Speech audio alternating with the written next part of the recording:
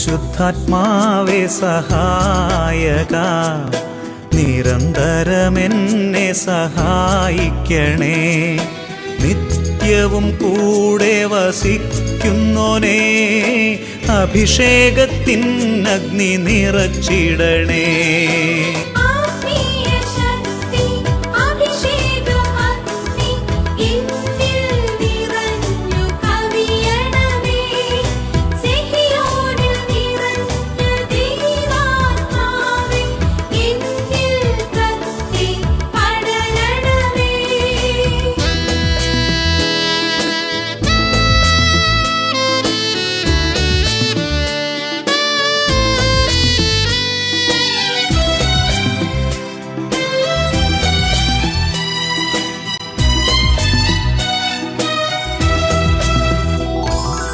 എന്നുള്ളിൽ നിറയുന്ന ദൈവിക ശക്തി ലൗകിക ശക്തിയെ തകർത്തിടുന്നു.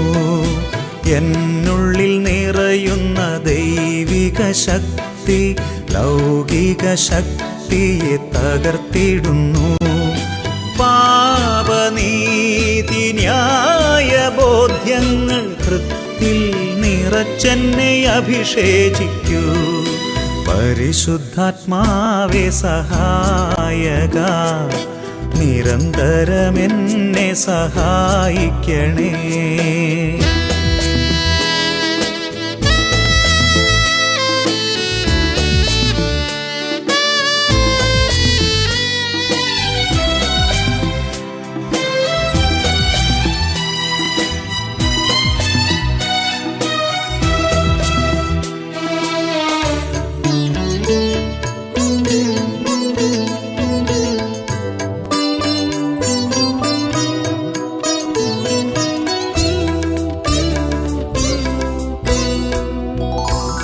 വചനം പഠിക്കുവാൻ കൃപ ചൊരിയണമേ, അനുസ്മരിച്ചിടാനും വരമരുളൂ. ദൈവപുത്രന് സാക്ഷ്യമേകാൻ അഭിഷേക അഗ്നിയെ ജ്വലിപ്പിച്ചിടൂ.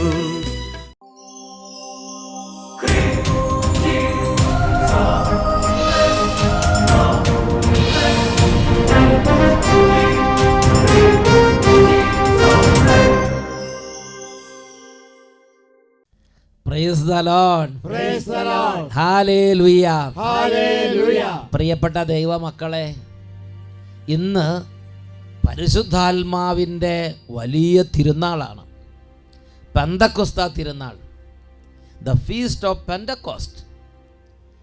ഈ സമയം ഈ സമൂഹത്തിൽ ഇന്ന് ഈ ശുശ്രൂഷയിൽ പങ്കെടുക്കുന്നവർ ഹൃദയം തുറങ്ങി പ്രാർത്ഥിച്ചാൽ ദൈവത്തിൻ്റെ അത്ഭുതങ്ങൾ അവരുടെ മേൽ വ്യാപരിക്കും.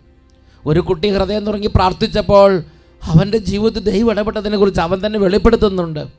എൻ്റെ പേര് മൈക്കിൾ, ഞാൻ കോട്ടയത്തു നിന്നാണ് വരുന്നത്. ഈ വർഷം ഞാൻ 10ാം ക്ലാസ് കഴിഞ്ഞു. എനിക്ക് 10ൽ കയറിയപ്പോൾ തൊട്ട് പഠിക്കാനായിട്ട് ഭയങ്കര മടിയാണ്, ഒന്നും പഠിക്കാൻ പറ്റുന്നില്ല. 10ാം ക്ലാസ്സിൽ പഠിക്കാൻ മടി ഒന്നും തോന്നണില്ല. ഓ, കുട്ടീനെ സമ്മതിച്ചു കേട്ടോ. എനിക്കാണെങ്കിൽ സ്റ്റാർട്ടിങ് തൊട്ട് ജസ്റ്റ് പാസ് മാർക്ക്, ഒട്ടും അതിന് മേലോട്ടില്ല.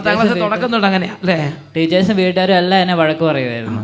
അത് ഓടിച്ചിട്ട് വഴക്ക് പറയും, കാരണം ഇങ്ങനെയല്ല, അതുകൊണ്ട് വഴക്ക് നന്നായിട്ടുണ്ടാവും. ഞാൻ ഫൈനൽ എക്സാമിനും അങ്ങനെ തന്നെ പോയി, തലേദിവസം വരെ കളിച്ചിട്ടാണ് പോയത്. ഈ SSLC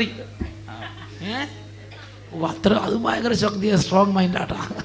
പക്ഷേ തലേദിവസം വരെ കളിച്ച് തിരിച്ച് നടന്നിട്ട് പിറ്റേ ദിവസം വേഗം ഒരു പേപ്പർ എടുത്ത് ഒരു പേന എടുത്ത് ഓടിപ്പോയി. എന്നിട്ട് പക്ഷെ പരീക്ഷ കഴിഞ്ഞപ്പോൾ എനിക്ക് ഭയങ്കര പേടിയായി. അത് പിന്നെ പരീക്ഷയ്ക്ക് എന്തായി, ഒന്നും എഴുതാൻ പറ്റിയില്ല. കാരണം തലേദിവസം മുഴുവൻ കളിച്ച് നടന്നിട്ട് പിന്നെ എന്താ എഴുതുന്നത്? പരീക്ഷ പേപ്പർ കണ്ടപ്പോൾ ഇതൊക്കെ ഏത് സ്ഥലത്തെ ചോദ്യമായിരിക്കും, ഒരു പരിചയമില്ലാത്ത ചോദ്യങ്ങളെല്ലാം കൂടെ വന്ന്. Price the Lord. അങ്ങനെ ഇരുന്നപ്പോഴാണ് എൻ്റെ ഒരു ആൻറ്റി അങ്കിളും ഇങ്ങോട്ട് ഇതുപോലെ ഒരു വണ്ടി വരുന്നുണ്ട്, അതിന് നീ അട്ടപ്പാടിക്ക് പോയി പ്രാർത്ഥിക്കാൻ പറഞ്ഞു. ഞാൻ അന്നേരം ഇവിടെ മല വന്നപ്പോൾ കുറേ പേര് ഇങ്ങനെ സാക്ഷ്യം പറഞ്ഞു, എനിക്ക് ഇതുപോലെ പഠിക്കാൻ പറ്റുന്നില്ല, ഈശോയോട് പ്രാർത്ഥിച്ച് കഴിഞ്ഞപ്പോൾ നല്ല മാർക്ക് കിട്ടിയെന്നൊക്കെ. ദൈവമേ. എന്നിട്ട് അന്നേരം ഞാനും വിശ്വസിച്ച് എന്നെ ഈശോ സഹായിക്കുമെന്ന്.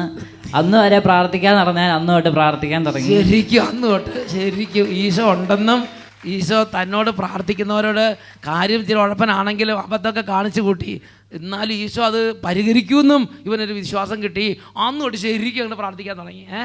എന്നിട്ട് എൻ്റെ പരീക്ഷ റിസൾട്ട് വന്നപ്പോൾ എല്ലാവരും ഞെട്ടി. എനിക്ക് 88% മാർക്ക്.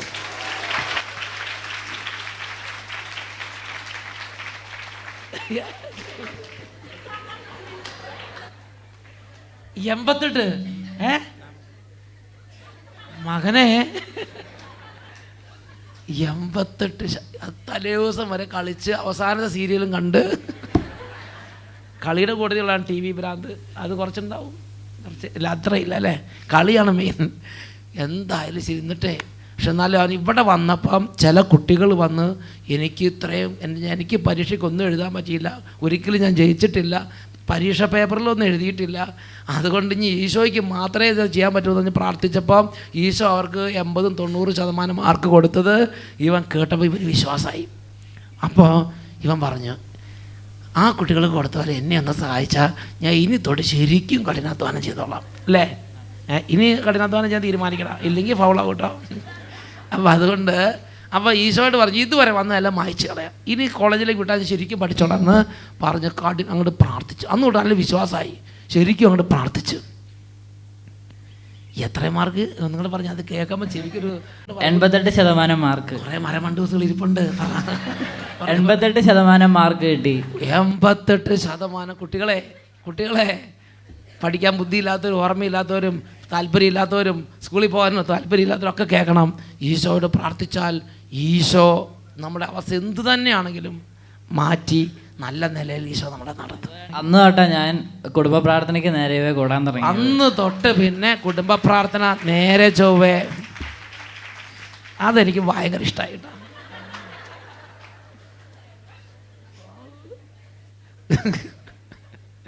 നേരെ ചൊവ്വേ കുടുംബ പ്രാർത്ഥന ചെയ്യാൻ തുടങ്ങി. പറഞ്ഞു മാതാപിതാക്കന്മാർക്ക് സന്തോഷമായോ? ഒത്തിരി സന്തോഷമായി, അവർക്ക് ഭയങ്കര ഇഷ്ടമായി.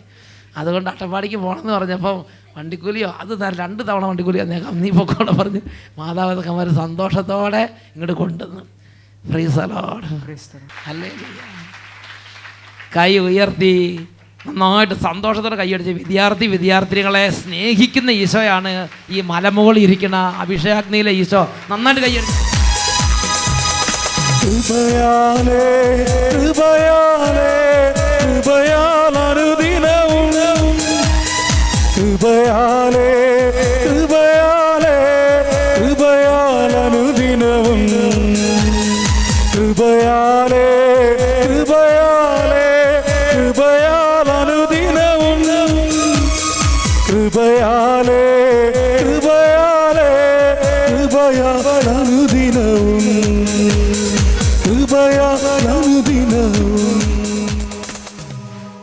Price the Lord. Praise the Lord. Hallelujah. Hallelujah. പ്രിയപ്പെട്ട ദൈവമക്കളെ, ആ ഒരു കുട്ടിയുടെ ജീവിതത്തിൽ, ആ ഒരു യുവാവിൻ്റെ ജീവിതത്തിൽ എങ്ങനെയാണ് സ്നേഹത്തോടെ പരിശുദ്ധാത്മാവ് ഇടപെട്ട് അദ്ദേഹത്തെ കൂടുതൽ പ്രാർത്ഥനയിലേക്ക് യേശുവിലേക്ക് അടുപ്പിച്ചു, വിശുദ്ധ ജീവിതത്തിലേക്ക് അടുപ്പിച്ചു, വിശ്വാസത്തിലേക്ക് കൊണ്ടുവന്നു. ഇത് പരിശുദ്ധാത്മാവിൻ്റെ പ്രവർത്തനമാണ്. വിശുദ്ധ യോഹന്നാൻ്റെ സുവിശേഷം 7-ാം അധ്യായം 37 മുതൽ 39 വരെ വാക്യങ്ങൾ. Saint John chapter 7 verses 37-39.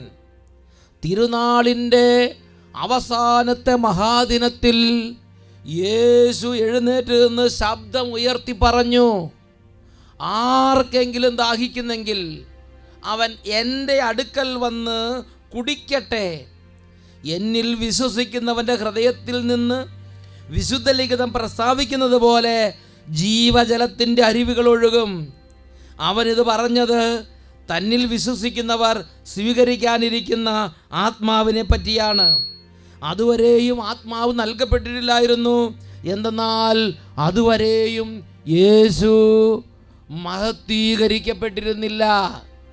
Praise the Lord. Praise the Lord. Hallelujah. Hallelujah. St. John chapter 7 verses 37-39.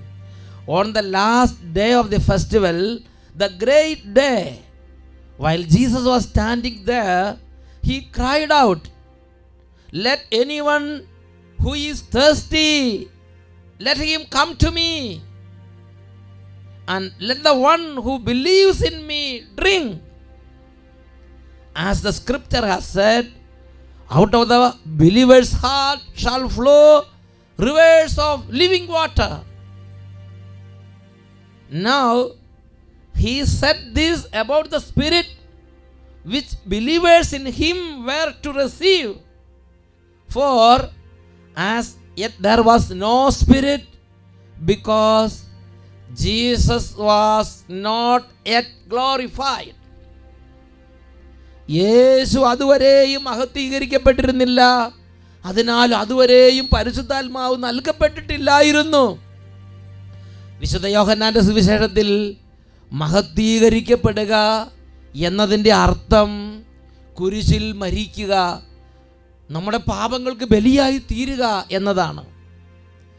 നമ്മുടെ പാപങ്ങൾക്ക് വേണ്ടി ബലിയായി തീർന്ന് ഈശോ കുരിശിൽ മരിച്ചുകൊണ്ടാണ് നമ്മുടെ മേൽ ഈ പരിശുദ്ധാത്മാവിനെ വർഷിച്ചത്. എന്തിനു വേണ്ടിയാണ് ഈ പരിശുദ്ധാത്മാവിനെ നമ്മുടെ മേൽ വർഷിച്ചത്? സുവിശേഷ വേല, ആത്മാക്കളെ നിത്യജീവനിലേക്ക് കൊണ്ടുവരാൻ വേണ്ടിയാണ് ഈ പരിശുദ്ധാത്മാവ് ലോകത്തിലേക്ക് അയക്കപ്പെട്ടിരിക്കുന്നത്. പ്രിയപ്പെട്ട ദൈവമക്കളെ, ഈ പരിശുദ്ധാത്മാവ് നമുക്ക് കിട്ടി. ഇനി പരിശുദ്ധാത്മാവുമായി നല്ല ഫ്രണ്ട്ഷിപ്പിൽ, നല്ല സന്തോഷമായി, അങ്ങനെ ഇൻറ്റിമേറ്റ് ഫ്രണ്ടായി പരിശുദ്ധാത്മാവോടെ ജീവിക്കുക, അങ്ങനെ സന്തോഷിക്കുക. ഇതിനല്ല പരിശുദ്ധാത്മാവ് നമ്മുടെ മേൽ വർഷിക്കപ്പെട്ടിരിക്കുന്നത്. നമുക്ക് നന്നായി പ്രാർത്ഥിക്കണം, നമുക്ക് നന്നായി പഠിക്കണം, നമുക്ക് നന്നായി നല്ല സൽസ്വഭാവം ഉണ്ടാകണം. ഇതിനു വേണ്ടി മാത്രമല്ല പരിശുദ്ധാത്മാവ് നമ്മുടെ മേൽ വർഷിക്കപ്പെട്ടിരിക്കുന്നത്. Holy Spirit is the spirit of evangelisation. Holy Spirit is a chief evangelizer. പരിശുദ്ധാത്മാവ് നമ്മുടെ മേൽ വന്നു കഴിയുമ്പോൾ നമ്മളെ പ്രാർത്ഥനയിലേക്ക് അടുപ്പിക്കും, നമ്മളെ വിശ്വാസത്തിലേക്ക് അടുപ്പിക്കും, നിത്യജീവനിലേക്ക് അടുപ്പിക്കും. നമുക്ക് അനുതാപം കിട്ടും, നമുക്ക് പാപബോധം ഉണ്ടാവും, നമ്മൾ ദൈവപിതാവിനെ പിതാവേ എന്ന് വിളിക്കാൻ തുടങ്ങും, യേശുവിനെ കർത്താവേ എന്ന് വിളിക്കാൻ തുടങ്ങും. മാത്രമല്ല നമ്മൾ മറ്റനേകം ആത്മാക്കളെ പോയി യേശു ക്രിസ്തുവിലേക്ക് കൂട്ടിക്കൊണ്ടുവരും. ഒന്ന് ഉച്ചത്തിൽ പറഞ്ഞേ, ഹല്ലേലൂയ, ഹല്ലേലൂയ. ഓരോ ആത്മാവിലേക്ക് ഈ പരിശുദ്ധാത്മാവ് വന്നു കഴിയുമ്പോൾ, മറ്റുള്ളവരുടെ മേൽ പരിശുദ്ധാത്മാവ് നിറയാൻ വേണ്ടി നമ്മൾ പ്രാർത്ഥിച്ചു കഴിയുമ്പോൾ, നമ്മുടെ പ്രാർത്ഥന ദൈവസന്നിധി സ്വീകാര്യമാകുമ്പോൾ, ഈ ആത്മാവ് അവരുടെ മേൽ വർഷിക്കപ്പെട്ട് കഴിയുമ്പോൾ, പരിശുദ്ധാത്മാവിന് മാത്രം അറിയാവുന്ന വഴികളിലൂടെ പരിശുദ്ധാത്മാവ് ആത്മാക്കളെ, മനുഷ്യരെ, ഓരോരുത്തരെയും നിത്യജീവനാകുന്ന യേശു ക്രിസ്തുവിലേക്ക് അടുപ്പിക്കും. ഒരനുഭവം നമുക്ക് ശ്രദ്ധിക്കാം. എൻ്റെ പേര് ജോയി. എൻ്റെ മോൻ 10ാം ക്ലാസ്സിൽ പഠിച്ചുകൊണ്ടിരുന്നു. അവൻ 8ാം ക്ലാസ് വരെയും വലിയ തെറ്റില്ലാത്ത രീതിയിൽ പഠനം നടത്തിക്കൊണ്ടിരുന്നു. പക്ഷേ ഹൈസ്കൂളിലോട്ട് കയറി കഴിഞ്ഞപ്പോൾ പഠനം പൊതുവെ കുറഞ്ഞ് 10ാം ക്ലാസ്സിൽ എത്തിക്കഴിഞ്ഞപ്പോൾ ഫസ്റ്റിലത്തെ ഓണപരീക്ഷയ്ക്ക് വന്നപ്പോൾ എല്ലാ വിഷയങ്ങൾക്കും ഏകദേശം 40-ന് താഴെ മാർക്ക് കിട്ടിയുള്ളൂ. കണക്കിനാണെങ്കിൽ 80-ൽ 5 മാർക്കാണ് കിട്ടിയത്. 80-ൽ 5 മാർക്ക് എന്ന് പറഞ്ഞാൽ ഇനി ഇത്തിരി കൂടെ താഴത്തേക്ക് പോന്നാൽ ഒരു കാര്യത്തിൽ 1ാം സ്ഥാനത്താവും. അങ്ങനെ ഞങ്ങൾ മാനസികമായിട്ടാകെ ഭയങ്കര സങ്കടവും ദുഃഖമൊക്കെ എല്ലാവർക്കും, വൈഫിനും വീട്ടിലെല്ലാവർക്കും ഉണ്ടായി. അപ്പോൾ പലരും പറഞ്ഞു. അപ്പോൾ എൻ്റെ വൈഫാണ് ഒരു പ്രാവശ്യം ഇവിടെ അട്ടപ്പാടിയിൽ വന്നിരുന്ന വ്യക്തിയാണ്. ആ ഒരു വിശ്വാസത്തിൽ പുള്ളിക്കാരത്ത് പറയും, ജോയി അട്ടപ്പാടി ആ പുസ്തകം എടുത്ത് പ്രാർത്ഥിക്കാമെന്ന് പറയും. ഞാൻ പറഞ്ഞ പുസ്തകം എടുത്ത് പ്രാർത്ഥിച്ചു കഴിഞ്ഞാൽ ആൾ ജയിക്കുമോ, ആൾ വീട്ടിൽ നിന്ന് പഠിക്കാനല്ലേ ജയിക്കുള്ളൂ എന്ന് പറഞ്ഞ് ഞാൻ കളിയാക്കും. എനിക്കാണെങ്കിൽ സഹോദരന് ആ ലോകത്തിൻ്റെ വിശ്വാസമാണ്. താൻ പാതി ദൈവം പാതി എന്നല്ല, മുഴുവൻ നമ്മൾ നോക്കിയാൽ നമുക്കുണ്ട്, അവനോ നോക്കിയാൽ അവനോന് കൊള്ളാം, ജയിക്കണമെങ്കിൽ പഠിക്കണം. ഞാനതുപോലെ തന്നെ ഒരു സത്യം പറയട്ടെ, ഇതിലൊന്നും വിശ്വസിച്ചിരുന്ന വ്യക്തി അല്ല. ഞാൻ ആദ്യമായിട്ടാണ് അട്ടപ്പാടിയിൽ വരുന്നതും ഒരു മുഴുവൻ ദിനത്തിലുള്ള ഒരു ധ്യാനത്തിൽ പങ്കെടുക്കുന്നത് എൻ്റെ ജീവിതത്തിൽ ആദ്യമാണ്. ഒരു ദിവസത്തെ 5 ദിവസത്തെ ധ്യാനത്തിന് ഇവിടുത്തെ ആളുകൾ ഒരുപാട് തവണ പങ്കെടുത്തുകൊണ്ടിരിക്കുകയാണ്. 5 ദിവസം താമസ ധ്യാനം അതൊന്നുമില്ല, ഒരു ദിവസത്തെ ധ്യാനത്തിന് ആദ്യമായിട്ട് കൂടുകയാണ്. അപ്പൊ നോക്ക് ആളുടെ സംഭവം മനസ്സിലായി. എൻ്റെ ഇടവപ്പള്ളിയിൽ പോലും 3 ദിവസം ധ്യാനം കൂടുമ്പോൾ ഞാൻ അവസാന ദിവസം അവസാന മണിക്കൂറുകളിൽ ചെന്ന് നിന്ന് കൂടി ഇങ്ങോട്ട് പോരും. കാരണം എപ്പോഴും ഞങ്ങൾ സുഹൃത്തുക്കൾ ഞാൻ വിമർശിക്കും, കാരണം പ്രാർത്ഥിക്കാൻ എന്തിനാണ് ഇത് അട്ടപ്പാടി വരെയും പോണത്, വീട്ടിൽ നിന്ന് പ്രാർത്ഥിച്ചുകൂടെ എന്നുള്ള ചില ചിന്താഗതികളും അങ്ങനെയുള്ള കാഴ്ചപ്പാടും എനിക്ക് ആയിരുന്നാൽ ഞാനൊരിക്കലും ഇത് കയ്യിലെടുക്കുകയോ ഇതിന് പ്രാർത്ഥിക്കുകയോ ചെയ്തൊരു വ്യക്തിയല്ല. 10ാം ക്ലാസ്സിൽ അങ്ങനെ ക്രിസ്മസ് പരീക്ഷ വന്നു. ക്രിസ്മസ് പരീക്ഷയ്ക്ക് ഈ പറഞ്ഞ പോലെ തന്നെ മാർക്ക് വളരെ ഈ 40% നിന്ന് ഒരു 45% വർദ്ധിച്ചെന്നല്ലാണ്ട് യാതൊരു വിരോധിയും വന്നില്ല. 4 മാർക്ക് കിട്ടിയത് 8 മാർക്കായി മാത്സിന് 80. ഞാൻ അവനോട് കളിയാക്കി ചോദിക്കും, ഇത്രയും നേരം നീ ബുക്കിൽ എഴുതി വെച്ചതിൻ്റെ ആ ഒരു മാർക്ക് പോലും അവർ തന്നില്ല, പേനായും പെൻസിൽ ഇത്രയും ചിലവാക്കിയില്ല, അതിൻ്റെ മാർക്ക് പോലും ടീച്ചർ തന്നില്ലോടാ.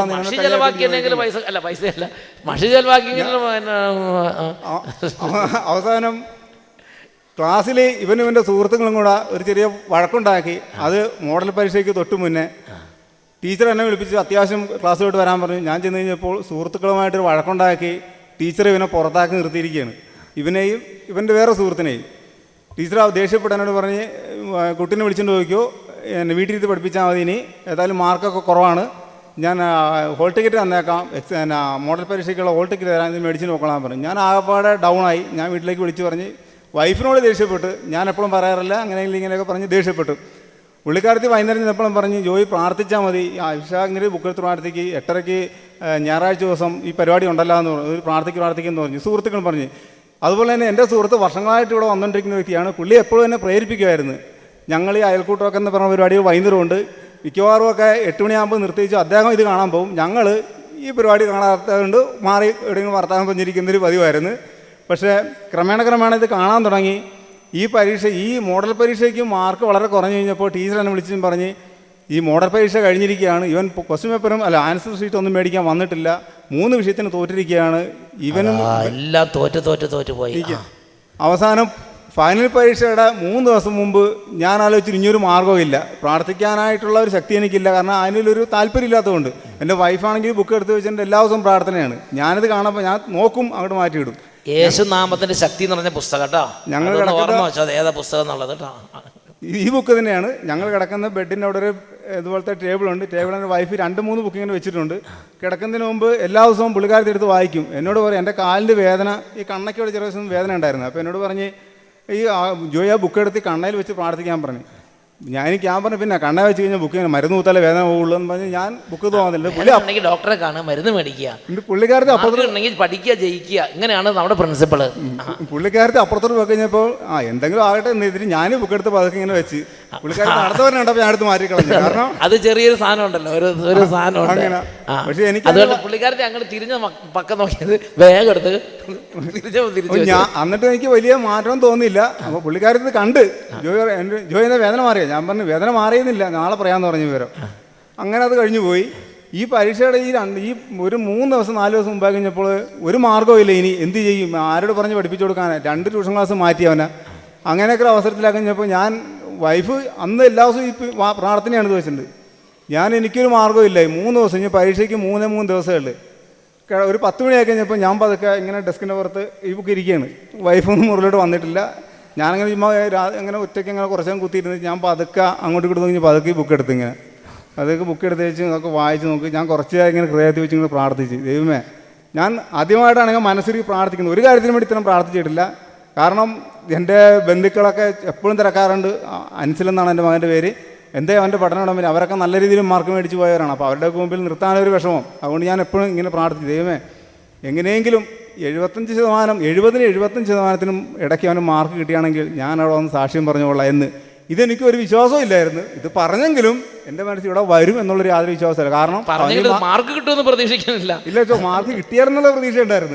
മാർക്ക് കിട്ടിയാലല്ല ഇല്ല, ഇത് ഞാൻ എൻ്റെ ശക്തിക്ക് വേണ്ടിയിട്ട് ഞാൻ പ്രാർത്ഥിച്ചതാണ് 75% മാർക്കെങ്കിലും കിട്ടണമെന്ന്. കാരണം വരും എന്ന സാഹചര്യം ഉണ്ടാവുമെന്ന് എനിക്ക് തോന്നുന്നില്ല. 8 മാർക്ക് 4 മാർക്കൊക്കെയാണ് കിട്ടിയ വ്യക്തിക്ക് എങ്ങനെ ഇരിക്കാൻ അങ്ങേറ്റം വന്നാലും കിട്ടാൻ പോണത് 20-ന് താഴെ മാർക്ക് എങ്ങനെ പിടിച്ചാലും അതിൽക്കുള്ള അപ്പുറം പ്രതീക്ഷയില്ല. എങ്കിലും ഒരു പിടി, അവസാനത്തെ 3 ദിവസം ഒരു പിടിവള്ളി എന്നുള്ള രീതിയിൽ ഞാൻ എൻ്റെ മനസ്സ് ഓർത്തു, ഇതേ ഉള്ളു കച്ചിത്തുരുമ്പ്. യേശുനാമത്തിന്റെ ശക്തി എന്ന് പറഞ്ഞ പുസ്തകം എടുത്ത് ഹൃദയത്തോട് ചേർത്ത് വെച്ച എൻ്റെ യേശുവേ, അത് 2 ദിവസം, 3-ാമത്തെ ദിവസം പിന്നെ ഓർത്തില്ല. എങ്കിലും എൻ്റെ മനസ്സിലുണ്ട് ഞാൻ പ്രാർത്ഥിച്ചിട്ടുണ്ട്. 2 ദിവസം ഈ പ്രാർത്ഥന അങ്ങനെ പ്രാർത്ഥിച്ച് ഞാൻ ഓരോ ദിവസം പരീക്ഷ കഴിയുമ്പോൾ അവനോട് ചോദിക്കും എങ്ങനെ ഇരുന്നാണ്. ആദ്യത്തെ ദിവസം മാത്രമേ ചോദിച്ചുള്ളൂ എങ്ങനെ ഇരുന്ന വെച്ചാൽ അവന് കുഴപ്പമില്ല എന്ന് പറഞ്ഞു. ഇത് തന്നെയാണ് 4 മാർക്ക് കിട്ടിയപ്പോൾ അവൻ പറഞ്ഞത് 8 മാർക്ക് കിട്ടിയപ്പോൾ പറഞ്ഞ് കുഴപ്പമില്ല എന്ന് തന്നെയാണ്. അപ്പോൾ എൻ്റെ മനസ്സിൽ തോന്നി ഇത് പഴയ പോലെ തന്നെയാണ് എന്നെൻ്റെ മനസ്സിൽ തോന്നി.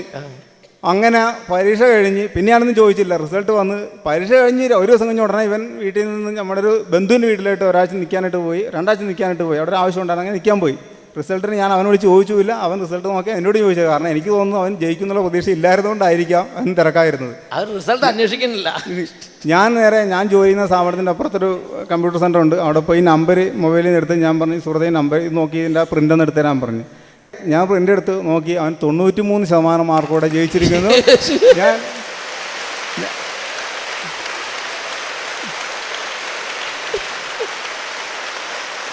93%. അങ്ങനെയാണ് ഞാൻ ആദ്യമായിട്ട് ഈ അട്ടപ്പാടിയിൽ വരുന്നതും ഈ പുസ്തകത്തിൻ്റെ ശക്തി. അതിലൂടെ ഞാൻ എന്നെ ഇങ്ങോട്ട് പ്രേരിപ്പിച്ച എൻ്റെ സുഹൃത്തിനോട് ഞാൻ അന്നേരം പറഞ്ഞ്, താങ്കളാണ് എന്നെ ഇങ്ങോട്ട് കൊണ്ടുവന്നത്. അദ്ദേഹം എപ്പോഴും എന്നോട് അദ്ദേഹം ഇവിടെ ഉണ്ട്, അദ്ദേഹമാണ്. ഞാൻ എൻ്റെ മകനെയും കൊണ്ടുവന്നിട്ടുണ്ട്. Praise the Lord. അങ്ങനെ ആദ്യമായി അട്ടപ്പാടിയിലെത്തി. Praise the Lord.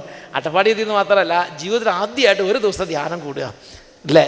ഒരു ദിവസം ഒരു വൺ ഡേ ധ്യാനം. സാധാരണ ഇടവക ധ്യാനം ഉണ്ടെങ്കിൽ പോലും അവസാനത്തെ 1/2 മണിക്കൂർ അല്ലെങ്കിൽ 1 മണിക്കൂർ അത് കർത്താവ് അങ്ങോട്ട് ദൈവം അങ്ങോട്ട് ഹൃദയം തുറന്നു. വലിയ സംഭവമായത്. Price the Lord. ഒരു രാജ്യം മുഴുവൻ മാനസാന്തരപ്പെടുന്ന പോലെയാണ് എനിക്ക്. Hallelujah, hallelujah. Price the Lord. പ്രിയപ്പെട്ട ദൈവമക്കളെ, ജീവിതത്തിൽ ഒരിക്കലും ഇങ്ങനെയുള്ള കാര്യങ്ങളിൽ ഹൃദയത്തുറവിയില്ല, അനുഭവമില്ല, വിശ്വാസമില്ല. ആ ഒരു ദൈവ പൈതലിനെ എത്ര ടെൻഡറായിട്ടാണ്, എത്ര ശ്രദ്ധയോടെയാണ് പരിശുദ്ധാത്മാവ് യേശുവാകുന്ന നിത്യജീവനിലേക്ക് കൊണ്ടുവന്നത്. ഇന്ന് നമ്മൾ ചിന്തിക്കുന്ന വിഷയത്തിൻ്റെ പേരാണ് പരിശുദ്ധാത്മാവ് രക്ഷയിലേക്ക് നയിക്കുന്ന ആത്മാവ്. യേശുവാകുന്ന രക്ഷയിലേക്ക് നയിക്കുന്ന ആത്മാവാണ് പരിശുദ്ധാത്മാവ്. അപ്പോസ്തല പ്രവർത്തനം 13-ാം അധ്യായം 2-3 തിരുലിഖിതങ്ങൾ. അവിടെ നമ്മൾ വായിക്കുന്നത് എങ്ങനെയാണ്? അവർ കർത്താവിന് ശുശ്രൂഷ ചെയ്തും ഉപവസിച്ചും കഴിയവേ പരിശുദ്ധാത്മാവ് അവരോട് പറഞ്ഞു, ബർന്നബാസിനെയും സാവൂളിനെയും ഞാൻ വിളിച്ചിരിക്കുന്ന ജോലിക്കായി എനിക്ക് വേണ്ടി മാറ്റി നിർത്തുക. ഉപവാസത്തിനും പ്രാർത്ഥനയ്ക്കും ശേഷം അവർ അവൻ്റെ മേൽ കൈകൾ വെപ്പ് നടത്തി പറഞ്ഞയച്ചു. പൗലോസിനെയും ബർന്നബാസിനെയും എൻ്റെ ജോലിക്കായി എനിക്ക് വേണ്ടി മാറ്റി നിർത്തുക. എന്താണ് പരിശുദ്ധാത്മാവിൻ്റെ ജോലി? പരിശുദ്ധാത്മാവിൻ്റെ ജോലിയാണ് യേശുവാകുന്ന നിത്യജീവനിലേക്ക് നയിക്കുക. പരിശുദ്ധാത്മാവിൻ്റെ ജോലിയാണ് എല്ലാ ആത്മാക്കളെയും യേശുവാകുന്ന നിത്യരക്ഷയിലേക്ക് നയിക്കുക. വിശുദ്ധ യോഹന്നാൻ്റെ സുവിശേഷം 17-ാം അധ്യായം 3-ാം തിരുലിഖിതം, സെന്റ് ജോൺ 17:3. ഏകസത്യദൈവമായ അവിടുത്തെയും അവിടുന്ന് അയച്ച യേശുവിനെയും അറിയുക എന്നതാണ് നിത്യജീവൻ. 1 യോഹന്നാൻ 5:12. പുത്രനെ സ്വന്തമാക്കിയവൻ ജീവൻ സ്വന്തമാക്കിയിരിക്കുന്നു, പുത്രനെ സ്വന്തമാക്കാത്തവന് ജീവനില്ല. 1 ജോൺ 5:12. യേശുവാണ് നിത്യജീവൻ. അതിലേക്ക് നമ്മളെ പരിശുദ്ധാത്മാവ് കൊണ്ടുവരും. മാത്രമല്ല, നമ്മൾ ഒരിക്കൽ പരിശുദ്ധാത്മാവ് നിറഞ്ഞാൽ ഈ ആത്മാവിൻ്റെ ദൗത്യം യേശുവിലേക്ക് ആത്മാക്കളെ ആകർഷിക്കുക, വിശ്വാസത്തിലേക്ക് മക്കളെ കൊണ്ടുവരിക, വിശുദ്ധ ജീവിതത്തിലേക്ക് ദൈവജനത ഉയർത്തുക. ഈ ആത്മാവിൻ്റെ ദൗത്യം നമ്മൾ ഏറ്റെടുക്കും. പരിശുദ്ധാത്മാവ് ഉണ്ടെങ്കിൽ നമ്മൾ സുവിശേഷ വേല ചെയ്യും. Holy Spirit is the spirit of evangelisation. ഈ നിമിഷങ്ങളിൽ നമുക്ക് പരിശുദ്ധ കുർബാനയുടെ മുമ്പിൽ എഴുന്നേറ്റ് നിന്ന് ഹൃദയം തുടങ്ങി, ഓ പരിശുദ്ധാത്മാവേ, ആദ്യ പെന്തക്കോസ്താ തിരുനാളിൽ കൊടുങ്കാറ്റിൻ്റെ ആരവത്തോടെ എഴുന്നള്ളി വന്നതുപോലെ ഇപ്പോൾ ഞങ്ങളുടെ മേൽ എഴുന്നള്ളി വരണമേ എന്ന് പ്രാർത്ഥിക്കാം.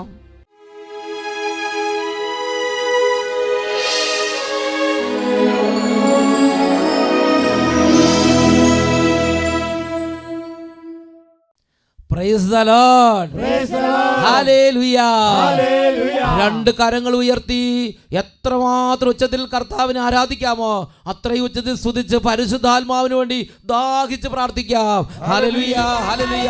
Glory, glory, glory. Fire, fire. കൊടുങ്കാറ്റടിക്കും ആരവത്തോടെ അഗ്നിനാവുകത്തൻ രൂപത്തോടെ, കൊടുങ്കാറ്റടിക്കും ആരവത്തോടെ അഗ്നിനാവുകത്തൻ രൂപത്തോടെ, ഭൂമിയിളകും അഭിഷേക ശക്തിയ, ഭൂമിയിളകും അഭിഷേക ശക്തിയ, വേഗം നിറയണമേ, നിറയണമേ. Holy Spirit, Holy Spirit. പുതിയൊരു പെന്തക്കോസ്താ ദിനമാകട്ടെ. കരങ്ങൾ ഉയർത്തി കൈയടിച്ച് അഭിഷേകത്തിൽ കാറ്റാഞ്ഞു വീശട്ടെ. ഇത് പുതിയൊരു പെന്തക്കോസ്ത് ദിനമാകട്ടെ. ഇന്ന് അഭിഷേകത്തിൽ കാറ്റാഞ്ഞു വീശട്ടെ. പുതുശക്തിയായി പുത്തനുണർവായി അഭിഷേക നീയ പൂരിതരാകട്ടെ. പുതുശക്തിയായി പുത്തനുണർവായി അഭിഷേക നീയ പൂരിതരാകട്ടെ. രണ്ട് കരങ്ങൾ ഉയർത്തി കൈയടിച്ച് കുടുംബത്തിലെ എല്ലാ അവസ്ഥകളെ സമർപ്പിക്കുന്നു. രോഗികളെ സമർപ്പിക്കുന്നു. വിദ്യാർത്ഥിനികൾ, ബാലികാ ബാലന്മാർ, യുവതിവാക്കന്മാർ, പ്രാർത്ഥിക്കാൻ മന്ദതയുള്ളവർ, വിഷമമുള്ളവർ എല്ലാവരെയും സമർപ്പിച്ചോ. ദൈവമേ, ജനതകളുടെ മേൽ ആത്മാവിനെ ചൊരിയണമേ.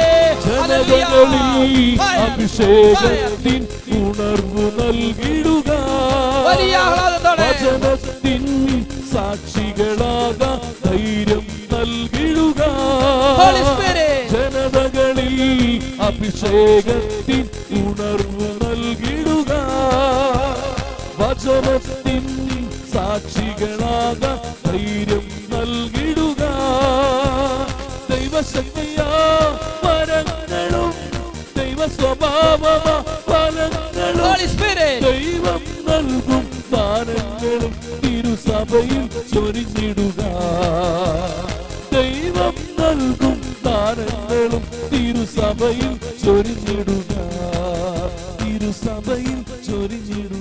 രണ്ട് കരങ്ങൾ ഉയർത്തി എത്ര ഉച്ചത്തിൽ സ്തുതിക്കാമോ അത്രയും ഉച്ചത്തിൽ സ്തുതിച്ചുകൊണ്ട് പരിശുദ്ധ കുർബാനയുടെ ആശീർവാദം സ്വീകരിക്കുന്നു. Hallelujah, hallelujah. പരിശുദ്ധാത്മാവേ, പരിശുദ്ധാത്മാവേ, പരിശുദ്ധാത്മാവേ, പരിശുദ്ധാത്മാവേ.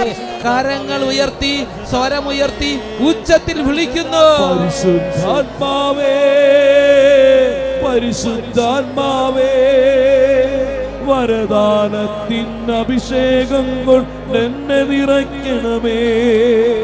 പരിശുദ്ധാത്മാവേ, പരിശുദ്ധാത്മാവേ, ലോകത്തിന്മേൽ വിജയം നേടാൻ ധീരതയേകണമേ. പരിശുദ്ധാത്മാവേ, ധീരതയേകണമേ, ധീരതയേകണമേ.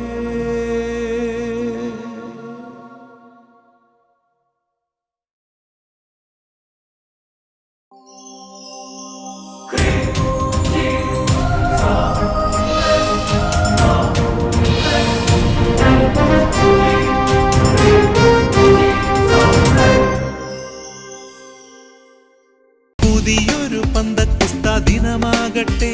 ഇന്ന് അഭിഷേകത്തീ കാറ്റാഞ്ഞു വീശട്ടെ. ഇത് പുതിയൊരു പന്തക്കുസ്ത ദിനമാകട്ടെ. ഇന്ന് അഭിഷേകത്തീ കാറ്റാഞ്ഞു വീശട്ടെ.